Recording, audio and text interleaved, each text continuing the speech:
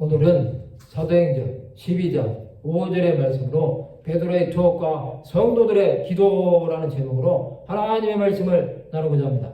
본 말씀은 이에 베드로는 옥에 갇혔고 교회는 그를 위하여 간절히 하나님께 기도하더라. 초대교회는 그리스도의 승천하심으로 시작되었습니다. 그러나 초대교회가 부흥하고 예루살렘에서 시작된 복음은 유대 땅에 복음이 전파됨으로 예수를 박해했던 대제사장들과 종교 지도자들은 사도들이 복음을 전하는 것을 방해했습니다. 오늘은 베드로의 투옥과 성도들의 기도에 대해서 생각해보는 시간을 가지고자 합니다.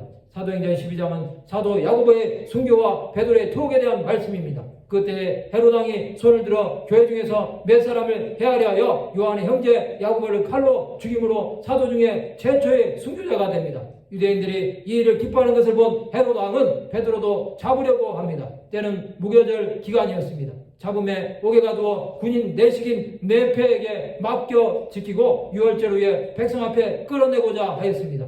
베드로는 옥에 갇혔고 교회는 그를 위하여 간절히 하나님께 기도했습니다. 하나님께서 이것을 보시고 베드로가 졸고 있을 때 천사가 그를 깨워 옥문에서 나오게 하신 것입니다.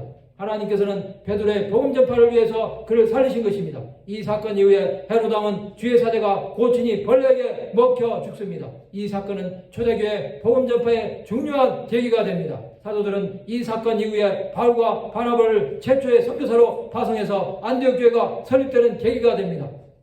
또한 이방인에게 복음을 전파하는 것에 대해 허락합니다. 그 조건으로 다만 우상의 더러운 것과 음행과 목매어 죽인 것과 비를 멀리하라고 편지하는 것으로 모든 문제가 해결됩니다. 베드로 사도는 예루살렘 총회 이후로는 초대교회에서 사라집니다. 그는 결국 로마 대화재 사건 때 기독교의 책임을 덮어 씌웠던 네로 황제에 의해 순교를 당합니다. 예수께서는 마지막까지 하나님 나라를 위해서 베드로에게 양들을 목양하게 하셨습니다. 하나님 나라를 위해 사는 자는 하나님께서 부르실 때가 될 때까지 사명을 다하게 하십니다. 그것은 오직 예수 그리스도를 전하기 위함입니다. 우리는 그 사명을 위해 부르심을 받은 자들입니다. 사도들은 하나님 나라를 위해 살다가 영원한 하나님 나라에 이르렀습니다. 이제 이 땅에 남아있는 우리도 하나님 나라를 전파하는 삶을 살아야 합니다. 성도 여러분, 우리는 복음을 전하다가 받는 박해를 두려워하지 맙시다. 그것은 하나님 나라를 위해 사는 것입니다. 이것은 우리가 끝까지 감당해야 될 사명입니다. 우리가 이 사명을 위해 생명을 아까워하지 않을 때 하나님께서는 구원으로 갚아주실 것입니다.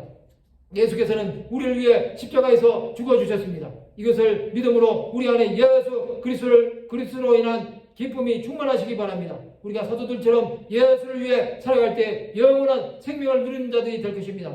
말씀을 마치고자 합니다. 복음을 위해 박해를 당해도 주를 위해 죽기까지 복종함으로 생명의 주 예수를 전하는 하나님의 백성들이 되시기를 주님의 이름으로 축원합니다.